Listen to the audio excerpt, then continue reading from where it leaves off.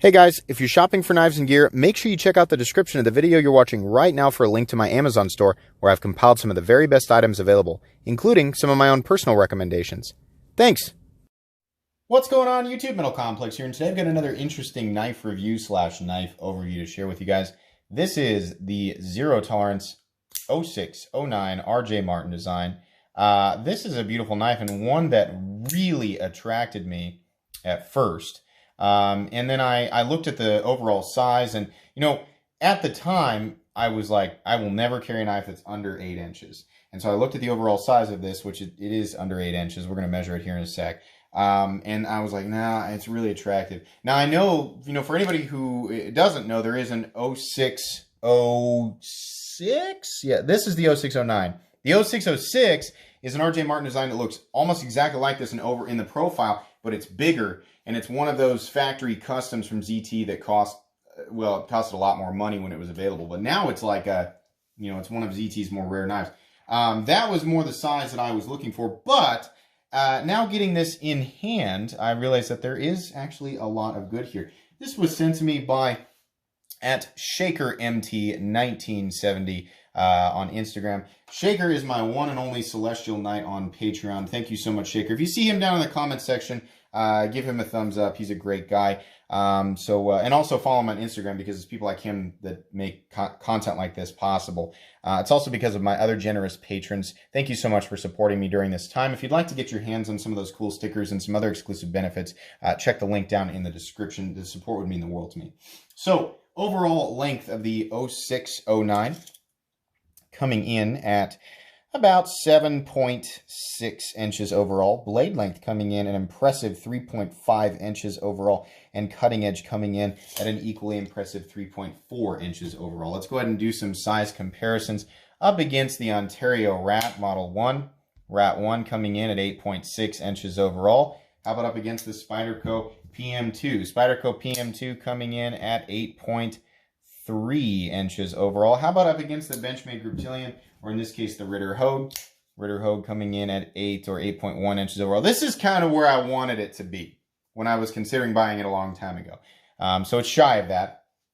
And last but not least, the Spyderco Para 3. Spyderco Para 3 coming in at 7.25 inches overall. How's the action on this guy? This is a ZT knife. It is running on bearings. Admittedly, this is not as smooth as some of the other ZTs that I've handled, but the flipping action is great. The detent is plenty well tuned. The flipper tab itself is easy to engage. I imagine with time, this will smooth up a little bit. It just feels a little bit tight. Doesn't feel gritty or anything like that. But Shaker did inform me that this is a brand new knife, so I'm sure that it will become better. But yeah, the flipping action itself and disengagement and getting it back into the handle is fine. You can see, I'll show you guys what it takes to actually get the knife back into the handle. It just takes a little bit of encouragement, absolutely.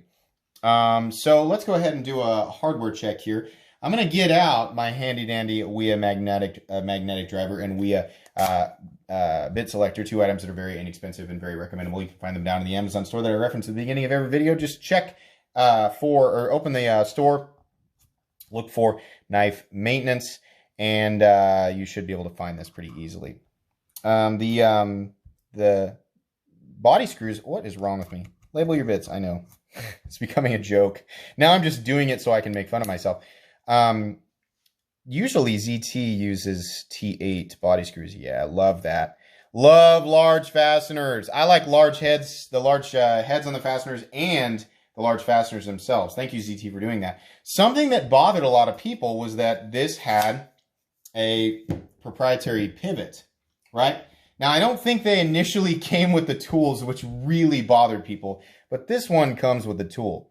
You can see there, it's this little magnetic thing, and it's got the little pins, and you just sort of find that you let the holes meet up, and then it sticks back together. Come on, focus. I'm trying to give you guys an example. And that's nice. Now, this does work, but the problem is that you have to adjust it. And by the way, it is magnetic. You have to kind of adjust it, get it to set on one side, and then get this side to set on the other, and then you just sort of turn. And you can do that, but I mean, it's cool. It certainly is different. It's just a process. And if you have this knife with you, then you also have to bring the tool. If if you feel like there might be cause for, if you need to adjust it, you have to bring the tool with you. Otherwise, good luck. It certainly looks cool. I like that you can see through it. And it just added an element of character to this knife. And let's be honest, without it, this knife is yet another titanium frame lock flipper. That element makes it a little bit different, right? It is only going to affect people who are going to go out and use this knife and don't have Loctite in there and any at all, and feel like it might need to be adjusted in a way that would determine whether or not it was usable in the setting. You'd have to bring the tool with you. Bringing the tool with you isn't that big of a deal. I mean, you can absolutely add a little lanyard to it. It is magnetic. It takes quite a bit to get it apart, but it could come apart, So, I mean, you technically are carrying two pieces with you. So, yeah, it is an additional inconvenience. It's not a massive inconvenience. Getting it back together sometimes, you got to get all the holes lined up. It's just an extra step. So, it's like... I have to bring that with me, but it's not that big of a deal. And like I said, it adds some character to it. I mean, this knife is known for this. People remember it for it, and it would just be another titanium frame lock flipper without it. So it depends on how you look at it, right? So, okay, it is what it is. Let's go ahead and do carry profile. So thickness up against like the Spyderco Para 3, you can see it's slightly contoured. It makes it ever so slightly thicker, but it's almost exactly the same. In fact, it might actually be exactly the same in terms of height and length up against the Spyderco PM2 and Para 3, two knives that are that have awkward carry profiles that nobody ever complains about. You can see there, even though this does have a flipper tab, it really at maximum height is nowhere near the PM2 or Para 3. It's also not as long as either of them, maybe exactly the same length as the Para 3. So yeah, this is going to be a super pocket-friendly knife.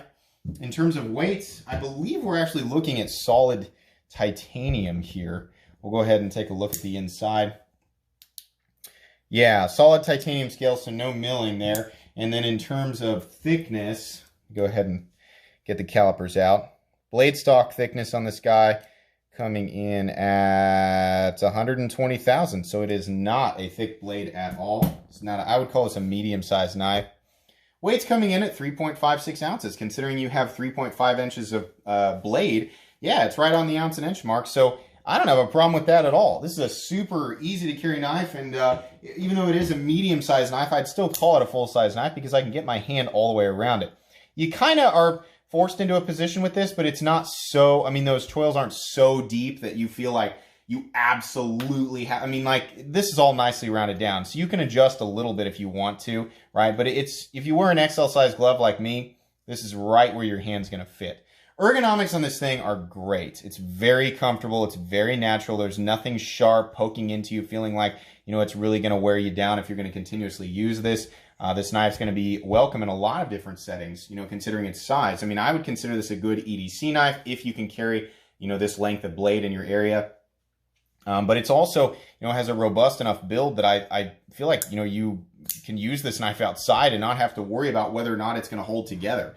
It's kind of that, this is during a time where ZT was transitioning out of the crazy, like, yeah, tactical and muscle and just unnecessary, big bolts and things hanging out. I actually kind of like that part of ZT, and people kind of miss that. But ZT hit this kind of sweet spot with a lot of people, like between, I guess you could throw this knife in there, and then the ZT-0452, the ZT-0562, the ZT-0920, they had a more robust build, but they were more elegant. So that was ZT's sweet spot.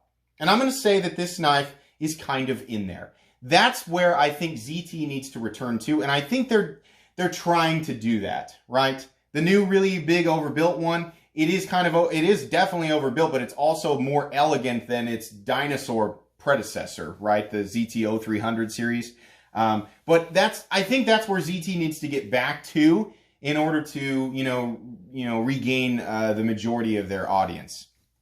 So anyways, this is kind of where that knife fits in for me.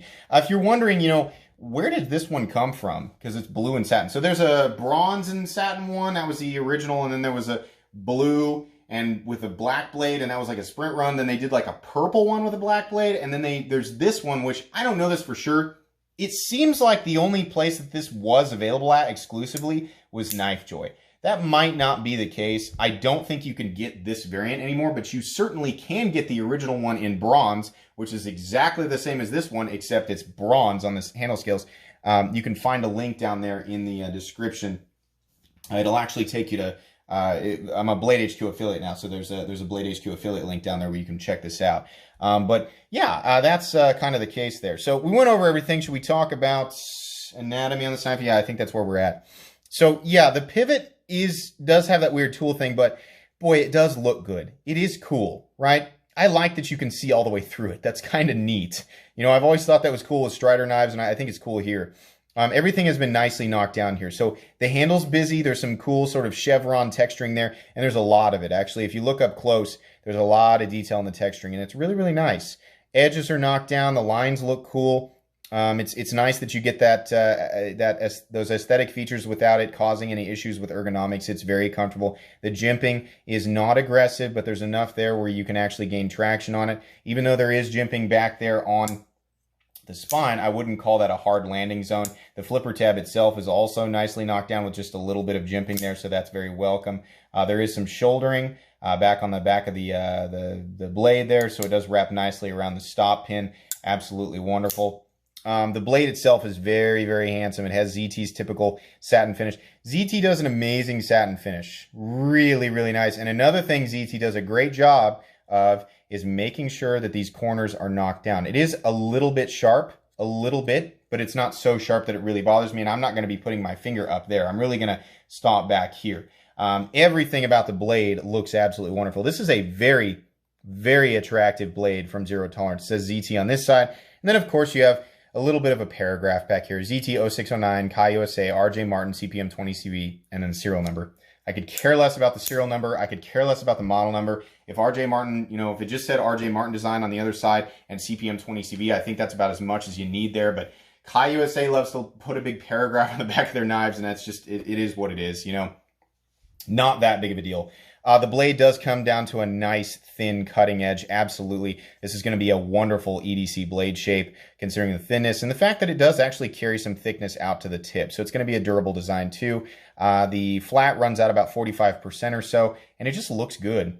CPM 20CV I think is a perfect blade steel for this type of blade. You know, a thin blade that still has a little bit of robust geometry, but a nice thin cutting edge. I think that's absolutely fantastic there. Something else I want to point out, you know, it's that we're in this time period, right, where getting a U.S. production knife in titanium and 20 CV, you know, oftentimes comes with a heavy price tag, and you know, it's being compared with a lot of really, really high-end Chinese manufacturers who are doing the same thing. CPM 20 CV, titanium, great fit and finish, great flipping action, and you're paying about the same amount of money. ZT is still able to make full titanium frame locks, manufacture them in the United States, do an excellent job with fit and finish, and the days of the poor lock face geometry or potential disengagement, right? That wasn't, again, I'll say this again, people blew that up to be something that it wasn't. It just was nowhere near as prominent as people thought that it was. This knife, there is nothing that would suggest that it might disengage. There is no movement here. There's no slip. Absolutely. I was putting quite a bit of force on the back of that blade. It's not something you guys should be concerned with. So ZT's not in a position where they're making models that are super favorable in design with a lot of people right now. There's a lot of, you know, designs they've come out with where people were just like, you know, but yeah, ZT is still worth paying attention to because they are offering competitive pricing with these Chinese manufacturers. And guys, I'm from the US.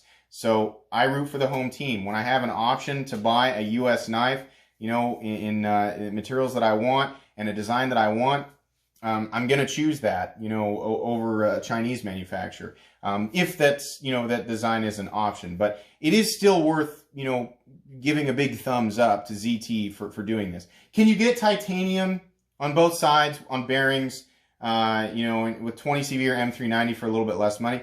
Yeah, I mean, yeah, you can, and we're going to keep seeing more and more and more of that, you know, but this is still a pretty impressive pricing, in my opinion, you know, versus what else is out there.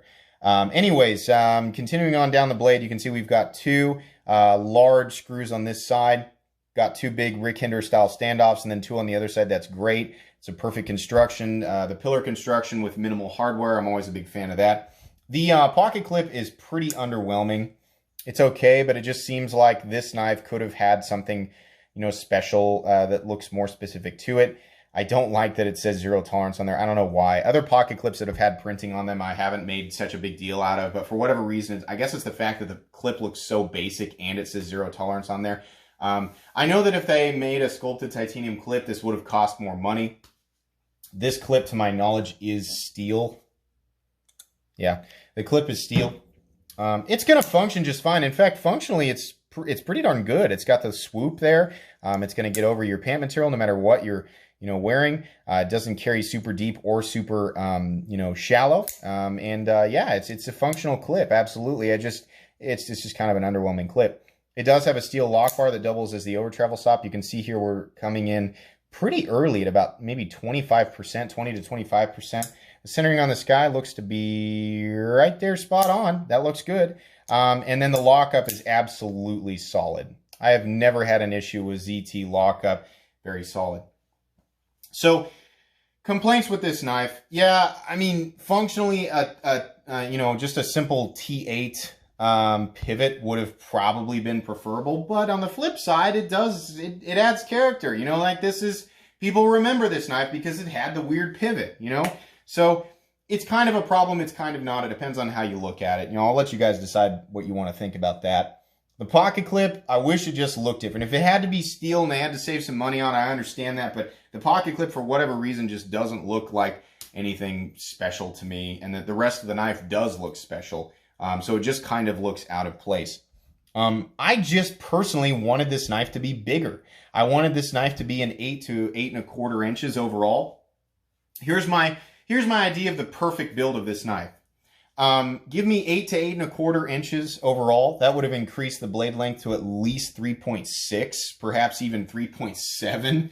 That would have been super cool. And then I love the bronze one. The blue's okay, but just a standard tumbled titanium would have been really, really cool. And then a little bit of a different clip. And thinking back on that, considering this is a knife that offers 3.5 inches of blade, 3.4 inches of cutting edge, and I can get my hands all the way around it, the overall size, the materials, the action, the fit and finish, all those things considered, even considering my complaints, honestly, I'm left to conclude that this is a really good knife. I'm perfectly okay with the price on it, especially considering that it is in a tough spot in the knife world right now. This is not an easy spot to fight in, it's difficult. So yeah, you can still get this knife and I still recommend it. It's cool. I mean, if you can overlook the pivot, or a lot of people are going to look at that pivot and go, I really like that. I like that, it's got the weird little tool and it's got a little, thing with it, Some of you guys might like that, but at the end of the day, this is a functional tool that is, in my opinion, absolutely worth the money, and I think they did a really good job with it. Gosh, I wish it was just a little bit bigger. That would have just nailed it for me, but yeah, it's still a good knife. This is going to go on my ZT knives playlist. I do have a separate playlist. It's all the ZT knives I've ever reviewed, so if you want to check that out, you can. Remember, there are links down in the description for this thing, and it's also going to go on my most recommended knives playlist. Thanks again at ShakerMT1970 for letting me check this out. Make sure and give him a follow. That's going to be pretty much it, guys. If you enjoyed this video, please leave a like. If you'd like to check out my other content, I do, of course, have lots of videos of knives that are either expensive or inexpensive that I do or don't like, so check those out. And if you enjoy all my content, go ahead and click on that Metal Complex logo right there and subscribe, because there's definitely more coming. Thanks again for watching, everybody, and have a great day.